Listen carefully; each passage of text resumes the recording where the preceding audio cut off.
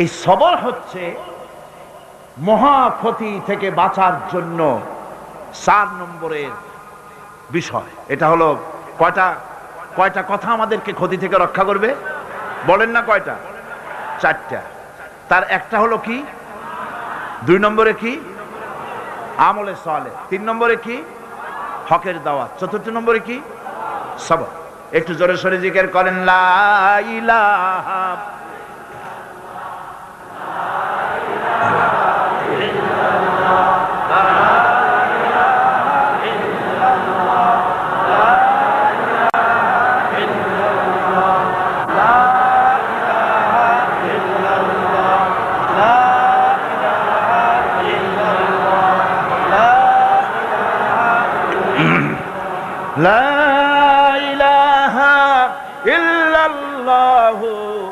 মুহাম্মাদুর রাসূলুল্লাহ। সবর কোরআনে কারীমের মধ্যে সর্বাধিক ব্যবহৃত একটি শব্দ সবর।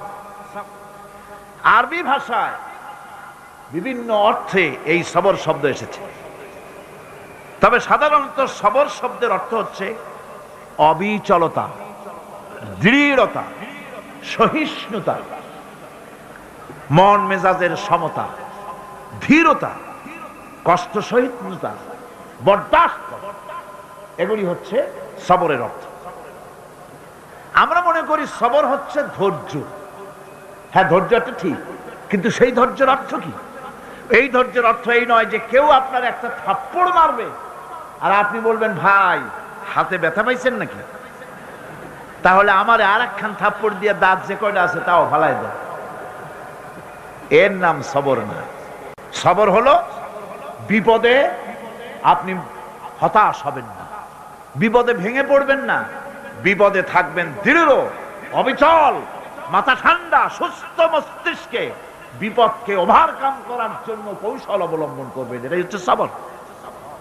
ধৈর্য ধরতে হবে অবিচলতার সাথে, দৃঢ়তার সাথে, সহিষ্ণুতার সাথে। এই ব্যাখ্যা দিতে গিয়ে আমি একটা স্টোরি এভাবে বলি। এক সাপ নাকি একবার এক পীর সাহেবের কাছে মুরিদ হয়েছিল। তো পীর সাহেব বলছেন, না বাবা, আমি সাপের মুরিদ বানাই না। কই যে, না হুজুর, বহুত আশা করে আসছি, গল্প তো, বহুত আশা করে আসছি আমার মুরিদ বানান। আচ্ছা ঠিক আছে, তবে তোমাকে একটা কাজ করতে হবে। কি কাজ? জিকির আজকার এভাবে করবা, কিন্তু কাউরে দংশন করতে পারবা না। হুজুর মেনে নিলাম। সে করছে কি, ময়দানের ভিতরে বিয়া কাইট হয়ে ধানওয়া জমিন, ধানের জমিন, প্যাডি ল্যান্ড, সেখানে কাঠ হয়ে পড়ে জিকির আজকার করতেছে। রাখাল ধান কাটছে, সন্ধ্যার পর এই ধানগুলি বান্ধে নেবে কি দিয়া দড়ি নেই, খুঁজতে খুঁজতে দেখে লম্বা একটা দড়ি। ওইটা যে সাপ সে তো বুঝে না, সে ওইটারে ধরিয়া এরপরে ধানের আটি বাঁধতেছে।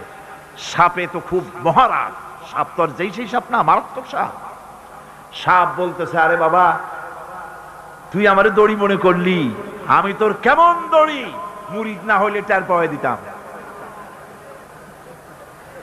বান্দার কারণে সাপের ঘাড়ে মুচকে গেছে, ঘাড়ে খুব ব্যথা লাগছে। বাড়ি নিয়ে যখন দড়িটারে ফালাই দিছে, মাথা কোন রকম কাজ করিয়া বহু কষ্ট করে পীর সাহেবের বাড়ি গিয়ে হাজির। বলছে, হুজুর কি যে জিকির শিখাইলেন, আমার তো ঘাড় মুচকে গেছে। আশ্চর্য কথা, জিকির আজকারে মানুষের মানে কারো ঘাড় তো মস্কাবার কথা না, তোমার ঘাড় মস্কাইল কেন? পুরা ঘটনা সে শোনাইল। আচ্ছা, তা তুমি কিছু করলা না? কয়, হুজুর আপনি তো নিষেধ করেছেন দংশন করতে। পীর সাহেব বলছেন, বেটা বেকুব, আমি তোমারে দংশন করতে নিষেধ করেছি, ফস করতে তো নিষেধ করি নাই। যখন তোমারে দড়ি মনে করিয়া হাত গায়ে হাত দিছিল, শুধু ফস করে উঠতে 3 লাফ দিয়া বর্ডার পার হয়ে দিল্লি চলে যেত। তুমি ফস করে উঠলা না কেন? সুতরাং ধৈর্যের অর্থ এটা নয় যে আপনারে পাড়াইতে থাকবে, থাপড়াইতে থাকবে, আর আপনি কবেন যে আল্লাহ আমি ধৈর্য ধরতেছি, ইন্নাল্লাহ মা'আস সাবিরিন। এটার নাম ধৈর্য না। ধৈর্য হচ্ছে ওভারকাম করতে হবে, পরিস্থিতির মোকাবেলা করতে হবে অত্যন্ত সহিষ্ণুতার সাথে, বুদ্ধিমত্তার সাথে, দৃঢ়তার সাথে, অবিচলতার সাথে। এটার নাম হচ্ছে সবর। সমস্ত নবীদের উপরে বিপদ এসেছে, সব নবীদের উপরে বিপদ এসেছে, কিন্তু কোন নবী, কোন পয়গম্বর এই বিপদে অধৈর্য হন নাই, ঠিক কিনা? হযরত আইয়ুব আলাইহিস সালামের উপরে বিপদ আসলো, 1 বছর 2 বছর নয়, 18টি বছর পর্যন্ত রোগাক্রান্ত হয়ে পড়লেন। শরীরে ব্যাধি হলো, গোশতগুলির মধ্যে কীড়া হয়ে গেল, পোকা হয়ে গেল। তিনি ধৈর্য ধারণ করলেন। বিবি বাল বাচ্চা দূরে চলে গেল। জঙ্গলের ভিতরে যখন তার জিহ্বার ভিতরে পোকা হওয়া শুরু করে দিল, হযরতে আইয়ুব আলাইহিস সালাম তখন আল্লাহ রাব্বুল আলামিনের দরবারে দোয়া করলেন, রব্বুল আলামিন, এখন তো আমার জিহ্বায় পোকা ধরা শুরু হয়ে গেছে, আমার জিহ্বায় যদি পোকা হয়, তোমার মতো আল্লাহর নামের জিকির কি দিয়া করব? আল্লাহ রাব্বুল আলামিন হযরত আইয়ুব আলাইহিস সালামকে ক্ষমা করে দিলেন, মাফ করে দিলেন, রোগ শেফা করে দিলেন। অধৈর্য তিনি হন নাই, ধৈর্য ধারণ করেছিলেন। হযরতে ইউসুফ আলাইহিস সালাম, হযরতে ইয়াকুব আলাইহিস সালামের চোখের থেকে তাকে সরায় দেওয়া হলো। এত বড় বিরাট বিপদ, সেই বিপদেও তিনি ধৈর্য ধারণ করেছেন। ধৈর্য ধারণ করার কারণে আল্লাহ রাব্বুল আলামিন এমন নিয়ামত তারে দান করলেন। আল্লাহ পাক হযরত ইউসুফ আলাইহিস সালামকে বাঁচায় রাখলেন। শুধু বাঁচান নাই, প্রেসিডেন্ট বানায় দিলেন। আর তার জামানিয়া যখন আসতেছিলেন, কোথায় মিশর, কোথায় কেনান, হযরতে ইয়াকুব আলাইহিস সালাম বলেছেন, আমি যেন আমার নাকের ভিতরে ইউসুফের ঘ্রাণ পেতেছি। হযরতে ইউসুফ আলাইহিস সালাম তিনিও কি বিরাট ধৈর্যের পরিচয় দিলেন, কোরআন সাক্ষী।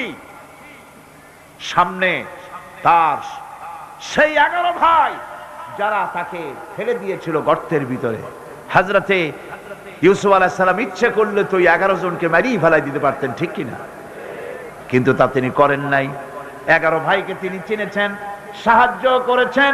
আর ওই 11 ভাই সম্পর্কে হযরত ইউসুফ আলাইহিস সালাম বললেন, লা তাসরিবা আলাইকুমুল ইয়াউম, তোমাদের বিরুদ্ধে আমার আজকে কোনো বিদ্বেষ নাই, আমি তোমাদেরকে মাফ করে দিলাম। সুবহানাল্লাহ, সুবহানাল্লাহ।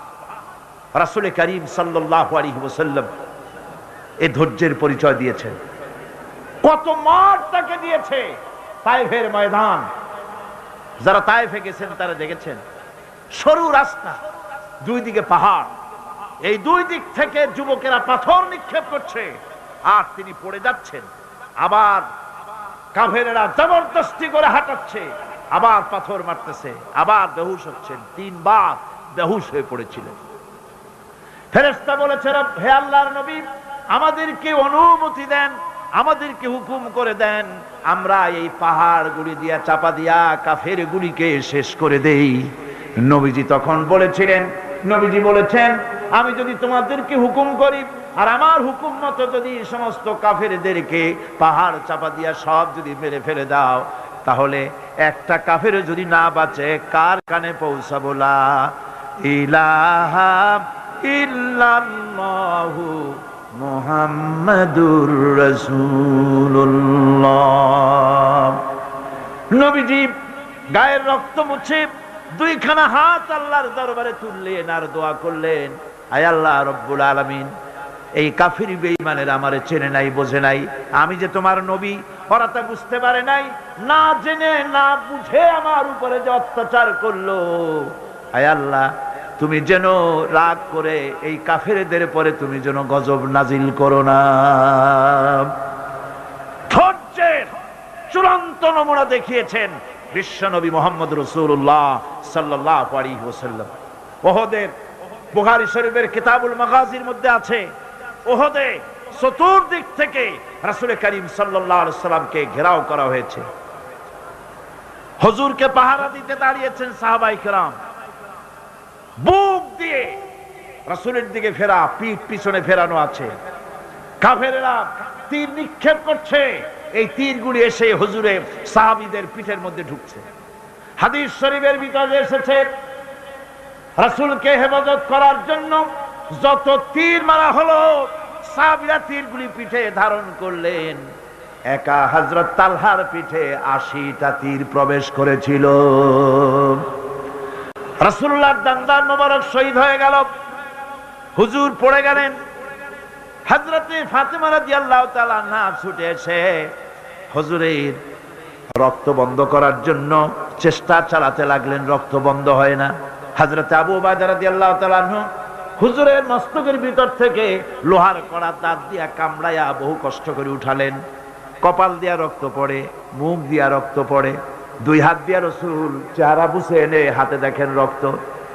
আল্লাহর নবী বলেন, এই জাতির কল্যাণ কি করে হবে যেই জাতি তার নবীর চেহারা রক্ত দিয়া লাল বানায়া দিল। মদিনায় সারা পড়ে গেল, নবী নাই, নবী শহীদ হয়ে গিয়েছেন।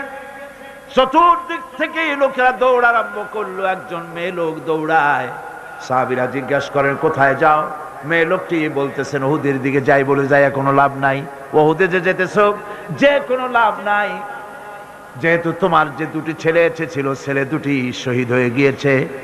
মেয়ে লোকটি বলছে, কে শহীদ হয়েছে শুনতে চাই না, আল্লাহর নবী কেমন আছেন সেটা জানাও। মেয়ে লোকটি বহু কষ্ট করে উহুদের ময়দানে আল্লাহর নবীর খেদমতে হাজির হয়ে নবীজিকে জীবিত অবস্থায় দেখে তিনি বলছিলেন, হে রাসূল, আমার দুইটা কলিজার টুকরা সন্তান দুনিয়া থেকে বিদায় হয়ে গেছে, আমার মনে কোনো কষ্ট লাগে নাই। হুজুর আপনি বেঁচে আছেন, এটাই উম্মতের বড় সান্ত্বনা। ভাইরা আমার, এই হাজারো বিপদ, হাজারো মুসিবতের ভিতরে ধৈর্য ধারণ করেছেন আল্লাহর নবীরা, ধৈর্য ধারণ করেছেন। ধৈর্য হচ্ছে সবচাইতে বড় কোয়ালিটি। ওয়াতাওয়াসাউ বিল হক্কি ওয়াতাওয়াসাউ বিস সাবর। সবর ইখতিয়ার করলে পরে দুনিয়া আল্লাহ শান্তি দিবেন, আখিরাতেও শান্তি দিবেন। আজ আমার দেশে যত সবচাইতে বেশি যে জিনিসের অভাব তার নাম হলো সবর। কিসের অভাব? সবরের অভাব। গাড়িতে উঠতে দেখেন বেসবরি কারে বলে, দোকানে যান বেসবরির আলামত দেখতে পাবেন, যেখানে যান মানুষ দারুণ বেসবর হয়ে যায়। অথচ সবর এখতিয়ার করা হলো মুমিনের সবচাইতে একটা বড় কোয়ালিটি, ধৈর্য ধারণ করা। এই ধৈর্যের কোয়ালিটি আজ মুসলমান হারিয়ে ফেলেছে। আমরা যদি ধৈর্য অবলম্বন করতে পারি, বিপদ ও মুসিবতে আমরা যদি আমাদের কদমকে মজবুত করে রাখতে পারি, তাহলে আমাদের সমাজে ইসলামের বিপ্লব হবে। এই বিপ্লব কেউ ঠেকাতে পারবে না ইনশাআল্লাহ।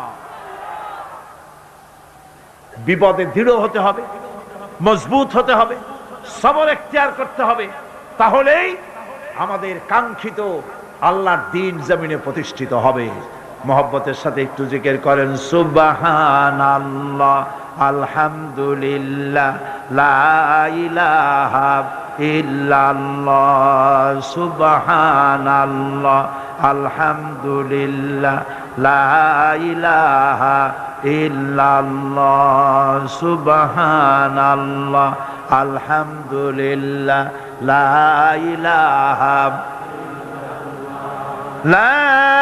ইলাহা ইল্লাল্লাহ, মুহাম্মাদুর রাসূলুল্লাহ। আল্লাহর জান্নাতে যাওয়ার জন্য এই সবর আমাদেরকে ইখতিয়ার করতে হবে। আমরা কি আল্লাহর জান্নাতে যেতে চাই? আমরা কি জান্নাতে যেতে চাই? অবশ্যই আল্লাহর জান্নাতে আমরা যেতে চাই। এই জান্নাতে যাওয়ার জন্য আল্লাহ রাব্বুল আলামিন কোরআনে কারীমের মধ্যে বলেছেন, আম হাসিবতুম আন তাদখুলুল জান্নাতা ওয়া লাম্মা ইয়া'লামিল্লাহুল্লাযীনা জাহাদু মিনকুম ওয়া ইয়া'লামাস সাবিরিন। তোমরা কি মনে করেছো যে বেহেশতে চলে যাবে, অথচ এখনো দেখা হয় নাই যে তোমাদের মধ্যে কে সবর অবলম্বনকারী, জিহাদের ময়দানে কে জিহাদ করতে এবং সবর এখতিয়ার করতে কে তোমাদের মধ্যে পারদর্শী, অথবা এই পরীক্ষায় কে কামিয়াব হবে, এটা এখনই দেখা হয় নাই। আর এমনি তোমরা জান্নাতে চলে যাবে? জান্নাতে যাওয়া তো সহজ নয়। আল্লাহ পাক পরীক্ষা নেবেন, সেই পরীক্ষায় কামিয়াব হতে হবে। আর আল্লাহ পাক বলেছেন, অবশ্যই সবরের পরীক্ষা নেব। وَلَنَبْلُوَنَّكُمْ حَتَّى نَعْلَمَ الْمُجَاهِدِينَ مِنْكُمْ وَالصَّابِرِينَ وَنَبْلُوَ أَخْبَارَكُمْ। অবশ্যই আমি তোমাদেরকে পরীক্ষা করব, আর এই পরীক্ষার ভিতরে সত্যিকারের মুজাহিদ যারা, তারাই দৃঢ়, যারা নাকি দৃঢ়তা অবলম্বন করবে, সবর ইখতিয়ার করবে, আল্লাহ রব্বুল আলামিন পরীক্ষায় তাদেরকে কামিয়াব করবেন। এই সবর এক মহা সম্পদ, সবর ইখতিয়ার করতে হবে মুসলমানদেরকে। জান্নাতের ভিতরেও আল্লাহ পাক যারা সবর করবে তাদের জন্য বিরাট নিয়ামত আল্লাহ পাক জান্নাতে দান করবেন। জান্নাতে যাওয়ার জন্য সবর একটা মহাগুণ, এই গুণ মুসলমানদের ভিতরে থাকতে হবে। আমার বন্ধুগণ, কোরআনে কারীমের ছোট্ট সূরা ওয়াল আসরের ভিতর থেকে যে কথাগুলি বিগত 4 দিন আর আজকে বলা হলো, জীবন আমাদের ব্যর্থ, জীবন আমাদের ক্ষতিগ্রস্ত। এই জীবন যদি আমরা সবল করতে চাই তাহলে 4টি আমল করা লাগবে, ঈমান আর আমলে সালেহ। আর আমাদের করা লাগবে আমলে সালেহের সাথে হকের দাওয়াত আর সবর ইখতিয়ার করতে হবে। এই সবর যদি করতে পারি, জিহাদের ময়দানে লোক যদি কম হয়, বেশি সংখ্যকের উপরে আল্লাহ পাক আমাদেরকে জয়ী করে দিবেন। ইয়াকুম মিনকুম 20 সাবিরুনা ইয়াগলিবু মিআতাইন। তোমাদের মধ্যে যদি 20 জন লোক যদি তোমাদের মধ্যে সাবির হয়, ধৈর্যশীল হয়, তাহলে 200 লোকের উপরে আমি আল্লাহ রব্বুল আলামিন তোমাদেরকে জয়যুক্ত করে দেব। জোরে কোন সুবহানাল্লাহ। 20 জন যদি হয়, 200-র উপরে আমি তোমাদেরকে জয়যুক্ত করে দেব। যাদের ময়দানে সবর ইখতিয়ারকারী লোকদেরকে আল্লাহ পাক জয়যুক্ত করবেন বলে ওয়াদা করেছেন। বিপদে ধৈর্যধারীর জন্য আল্লাহ পাকের পক্ষ থেকে সুসংবাদ রয়েছে, ওয়াবাশশিরিস সাবিরিনাল্লাযীনা ইযা আসাবাতুহুম মুসিবা ক্বালু ইন্না লিল্লাহি ওয়া ইন্না ইলাইহি রাজিউন। সুসংবাদ হচ্ছে সেই সব ধৈর্যধারীদের জন্য, সবর ইখতিয়ারকারীদের জন্য, যারা বিপদ আসলে বলে, কি বলে? পড়েন আমার সাথে, ইন্না লিল্লাহি ওয়া ইন্না ইলাইহি রাজিউন। এইটা আমরা পড়ি কখন? কেউ মরে গেলে পড়ি, আর পড়ি না। সমস্ত বিপদ আসলেই ইন্না লিল্লাহি ওয়া ইন্না ইলাইহি রাজিউন। আমরা তো জানিও না, দোয়া সব মুখস্থ করে বানছে, অনেক মানুষ অনেক দোয়া মুখস্থ করছে, কিন্তু লাগাবে কোন জায়গায় তা জানে না। একজনে শুনছে তার শাশুড়ি মারা গেছে, কয় নাউজুবিল্লাহ। আবার আরেকজনে বলছে, শুনছো বলে কি? বলে তোমার ছেলে তো মেট্রিকে ফার্স্ট হয়েছে, কয় ইন্না লিল্লাহ। দোয়া মুখস্থ করছে, লাগাইবি কোথায় যায়? ইসলাম আমাদের সব শিখাইছে। আশ্চর্য হবেন, বলবেন মাশাআল্লাহ, সুবহানাল্লাহ। খোঁজ খবরই শুনবেন, আলহামদুলিল্লাহ। খাইতে মজা লাগতেছে, বলবেন আলহামদুলিল্লাহ, সুবহানাল্লাহ। এসব তো কিছু বলে চলে না, বিসমিল্লাহ কয় না, আল্লাহর নাম নিতেই চায় না। আল্লাহ পাকের যখন বিপদ আসে, মুসিবত আসে, রব্বুল আলামিন বলেন, বিপদ যখন আসে, মুসিবত যখন আসবে, বান্দা যারা মুমিন তারা পড়ে ইন্না লিল্লাহি ওয়া ইন্না ইলাইহি রাজিউন। নিশ্চয়ই আমরা আল্লাহর জন্য এবং আমাদের সকলকেই আল্লাহর কাছে ফিরে যেতে হবে, এই কথাটা মুমিনদেরকে বলতে হবে। ঘুমের দোয়া আছে, রাসূলুল্লাহ ঘুমাবার সময় দোয়া পড়তেন, নামাজের পরে দোয়া পড়তেন। কত দোয়া যে হুজুর পড়েছেন। ইমাম নববীর একটা কিতাবই আছে, কিতাবুল আযকার, এত বড় কিতাব। সিহাসেত্তা থেকে সমস্ত দোয়াগুলি বেছে বেছে তিনি এই কিতাবের মধ্যে এনেছেন, কিতাবুল আযকার। এই কিতাবুল আযকারের ভিতরে দেখা যায় রাসূলুল্লাহ কত দোয়া করেছেন। সকালে, সন্ধ্যায়, রাতে, শুতে, উঠতে, বসতে, হাসিতে, খুশিতে, বিপদে, মুসিবতে, সব সময় দোয়া করতেন। এই দোয়াগুলি আপনারা মুখস্থ করবেন। এই দোয়াগুলির বই কিনে নেবেন এবং তার থেকে মুখস্থ করবেন, অর্থ সহকারে জানবেন এই দোয়াগুলি কি মূল্যবান দোয়া। এরা হচ্ছে সেই সব লোক যারা নাকি সবর এখতিয়ার করেছিল দুনিয়ার ময়দানে। তাদেরকে আল্লাহ পাক জান্নাতের ভিতরে সুন্দর সুন্দর জায়গা, সুউচ্চ জায়গা, প্রশংসিত জায়গা তাদেরকে দান করা হবে এবং তাদেরকে শুভ সম্বোধন করা হবে। সেখানে তারা চিরকাল প্রবেশ করে থাকবে। আল্লাহর দয়া তো দারুণ বান্দার উপরে। বান্দা যদি একটু আমল করে, ভালো পথে চলে, গতকাল বলেছি সওয়াব করবেন একটা, আল্লাহ নেকি দেবেন 10টা। একটা নেকির কাজ করবেন, আল্লাহ দিবে কয়টা? 10টা। তিনি তো রহমান, তিনি রহিম। এত দয়া তার। বান্দা যদি আল্লাহ রাব্বুল আলামিনের দিকে, কোন বান্দা যদি এক বিগত এগোয়, আল্লাহ পাক তার দিকে হেঁটে আসেন। বান্দা যদি হেঁটে যায়, আল্লাহর রহমত বান্দার দিকে দৌড়াইয়া যায়। আল্লাহ পাক বলছেন, আমার গজবের চাইতে আমার রহমত বেশি। সুবহানাল্লাহ। আমার গজবের চাইতে আমার রহমত অনেক বেশি। খাজা বাবার দরবারে গিয়া, পীরের দরবারে গিয়ে, অর্থাৎ না হক পীর, হকপন্থী পীর তো বাংলাদেশে বহুত আছে, দুনিয়ায় আছে। জোরে কোন আলহামদুলিল্লাহ। যারা দিনদার, ইমানদার, আলেমে দিন, যারা মানুষকে নিয়ে ব্যবসা করে না, যারা মানুষকে বেদাতের দিকে চালায় না, শিরক এবং বেদাত মুক্ত করে তাওহীদের দিকে যারা চালায়, এরাই হলো হকপন্থী পীর। আর তাদের কারণেই ইসলাম আজও টিকে আছে। বলেন আলহামদুলিল্লাহ। জোরে বলেন আলহামদুলিল্লাহ। সেই জন্য আকীদাকে শুদ্ধ করে নিতে হবে। কেউ কিছুই দিতে পারবে না, দেওয়ার মালিক হলো আল্লাহ রাব্বুল আলামিন। মালিক কে? এমন দেওয়া দিবেন, পড় গিয়া জিস পর নজর बंदा को मौला कर दिया, पड़ गया जिस पर नजर बंदा को मौला कर दिया, आ गया जिस दाम में जोश कतरा को दरिया कर दिया। আল্লাহ রাব্বুল আলামিনের রহমতের নজর যদি কোনো গোলামের প্রতি পড়ে যায়, গোলামটা বাদশাহে পরিণত হয়ে যায়। আল্লাহর রহমতের নজর যদি এক ফোঁটা পানির উপরে পড়ে যায়, পানি ফোঁটা আটলান্টিক মহাসাগরে পরিণত হয়ে যায়। সে আল্লাহ রাব্বুল আলামিনের উপরে ঈমান এনে সৎ কাজ করে, হকের দাওয়াত দিয়া সবর এখতিয়ার করলে পরে আল্লাহ পাক তাদেরকে জান্নাত দান করবেন। জান্নাতের সুউচ্চ মাকাম আল্লাহ পাক দান করে দিবেন। এই 4 দিন ধরে যে কথাগুলি আমি আপনাদের সামনে বললাম, এই কথাগুলির ভিত্তিতে রাসূলুল্লাহ লোক তৈরি করেছিলেন। আবু বকর হলেন, ওমর হলেন, আলী হলেন, ওসমান হলেন, রিদওয়ানুল্লাহ তাআলা আলাইহিম আজমাইন। এই সব সাহাবায়ে কেরাম ঈমানের উপরে, ধৈর্যের উপরে, সবরের উপরে, আমলে সালের উপরে তৈরি হয়ে গেলেন। আর এই লোকগুলো নিয়ে রাসূলুল্লাহ ইসলাম প্রতিষ্ঠা করলেন। মদিনায় আজ আল্লাহর নবী প্রেসিডেন্ট হয়ে গেলেন। সুবহানাল্লাহ। রাসূলুল্লাহ আজকে প্রেসিডেন্ট। সমাজ বিনির্মাণে সূরা আসরের বিরাট অবদান। আল্লাহ বললেন, জীবনের সমস্ত মানুষের জীবন বিফল, ব্যর্থ, ক্ষতিগ্রস্ত। 4টা কাজ করলে জীবন সফল হয়ে যাবে। কয়টা কাজ? মাত্র 4টা কাজ।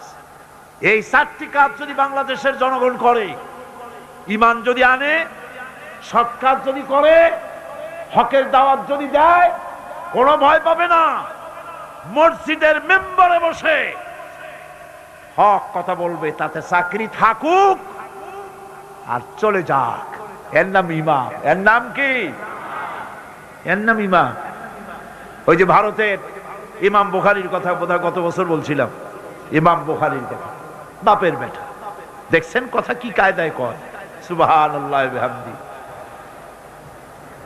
তিনি কোরআন শরীফের বিরুদ্ধে যখন কলকাতা হাইকোর্টে কেস করা হলো, কোরআন শরীফকে ব্যান করে দেওয়া হবে, নাউজুবিল্লাহি মিন যালিক। ভারতের বুকে শাহী জুমা মসজিদের ইমাম আব্দুল্লাহ বুখারী তিনি বক্তৃতা করেছেন, খুতবা দিয়েছেন। সেই খুতবার মধ্যে বলেছেন, আমি শুধু দিল্লি জুমা মসজিদের ইমাম নই, আমি ভারতের 20 কোটি মুসলমানের ইমাম। এ ভারতকে আমরা সাজাইছি। ভারতের কুতুব মিনার আমার করা, ভারতের তাজমহল, শীষমহল, দেওয়ানিয়াম, দেওয়ানি খাস সব মুসলমানদের করা। ভারত, পৃথিবীর মানুষেরা ভারতে যা দেখতে যায় সব কার করা? আমার মুসলমানের করা। ইমাম বুখারী বলেছেন, আমাদের করা সেই দেশের বুকে 20 কোটি মুসলমানের কলিজার সাথে সম্পর্কিত, 20 কোটি মুসলমানের কলিজার সাথে সম্পর্কিত কোরআন ব্যান করবে। যদি কোন কোর্টের, এই ভারতবর্ষে, ভারতের, ইন্ডিয়া, কোন কোর্টের কোন বিচারপতি কোরআনকে ব্যান করা হলো এই রায় যদি ঘোষণা করে, তাহলে সেই বিচারপতিকে পাড়াইয়া ধরিয়া আমি আমার বাম হাত দিয়ে তার জিহ্বাটা টেনে ছিঁড়ে ফেলে দেব।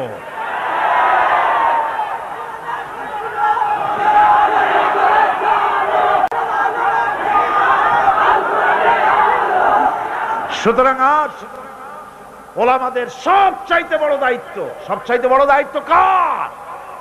ওলামা, খুতাবা, তারা হচ্ছেন ওমানাউদ্দিন, দ্বীনের আমানত আলেমদের কাছে। কার কাছে? ওলামাদের কাছে দ্বীনের দায়িত্ব। মাহফিলের ভেতরে, মসজিদের মেম্বরে দাঁড়িয়ে হক কথা বলতে হবে, নাহকের বিরুদ্ধে কথা বলতে হবে। চাকরি থাক আর যাক, কোনো পরোয়া করি না। রুজির মালিক আল্লাহ। রুজির মালিক কে?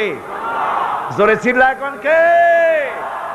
আল্লাহ রাব্বুল আলামিন বলেছেন, ওয়া মা মিন দাব্বাতিন ফিল আরদি ইল্লা আলাল্লাহি রিজকুহা।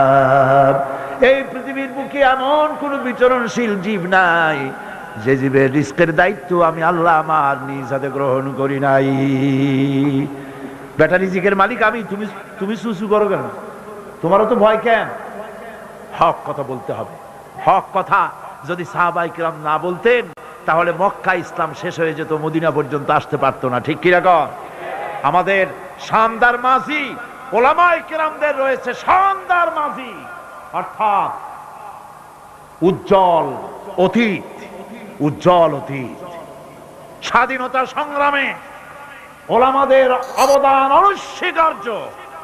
মাওলানা মোহাম্মদ আলী, মাওলানা শওকত আলী, মাওলানা জাফর থানেশ্বরী, মাওলানা শিব্বির আহমদ ওসমানী, মাওলানা সৈয়দ আবুল আলা মওদুদি, আল্লাহর যথেষ্ট বড় বড় আলেম ব্রিটিশের গোলামি থেকে দেশকে মুক্ত করার সংগ্রামে অবতীর্ণ হয়েছিলেন। মাওলানা জাফর থানেশ্বরীকে ব্রিটিশ গভর্নমেন্ট গ্রেফতার করেছে, তাকে জেলে রেখেছে। বিচার হলো, বিচারে তাকে আন্দামান দ্বীপে দ্বীপান্তরিত করা হবে। তাকে লোহার জিনজির পরানো হয়েছে। উপমহাদেশের ওলামাদের মধ্যে শীর্ষস্থানীয় আলেম মাওলানা জাফর থানেশ্বরী, গলায় শিকল পরানো, কোমরে শিকল পরানো, পায়ে শিকল পরানো, হাতে শিকল পরানো। এই অবস্থায় ব্রিটিশ পুলিশেরা তাকে টানতে টানতে নিয়ে যাচ্ছে জাহাজের দিকে, আন্দামান নিয়ে যাবে। হাজার হাজার মানুষ বোবার মতো তাকায় আছে। অস্ত্রের সামনে কথা বলার সাহস কারো নাই। সকলের চোখ থেকে পানি ঝরছে। যাতে এত শ্রদ্ধা করতাম, যার বক্তৃতা শুনতে হাজার হাজার মানুষের ঢল নামতো, তারা আজকে বান্ধে নিয়ে যাচ্ছে। তিনি এদিক ওদিক তাকাচ্ছেন আর হাসি মুখে এগিয়ে যাচ্ছেন। হঠাৎ করে নজর পড়ল, যারা দাঁড়িয়ে আছে তাদের মধ্যে 2-3টা ছোট্ট বাচ্চা নিয়ে বোরখা পরা একটা মেয়ে লোক দাঁড়ানো। তিনি বাচ্চাদেরকে দেখে বুঝতে পারলেন বোরখা পরা মেয়ে লোকটি তার স্ত্রী। পুলিশকে বললেন, আমাকে এখানে একটু দাঁড়াতে দাও। পুলিশ দাঁড়িয়ে গেল। স্ত্রী বললেন, প্রাণের স্বামী, তুমি আমাকে কি বলে যাচ্ছ? মাওলানা জাফর থানেশ্বরী বলছেন, প্রাণের স্ত্রী, তোমাকে নতুন কোনো কথা আমি বলবো না, পুরান কথাটা স্মরণ করিয়ে দেই। হযরতে ইব্রাহিম আলাইহিস সালাম তার বিবি হাজেরা আর তার বাচ্চা ইসমাইলকে মরুভূমির ভিতরে, বাড়ি নাই, ঘর নাই, পানি নাই, খাবার নাই, ওই মরুভূমির ভিতরে যে আল্লাহর কাছে ছেড়ে গিয়েছিলেন, আমি তোমাকে আর বাচ্চাগুলিকে সেই আল্লাহর কাছে ছেড়ে গেলাম।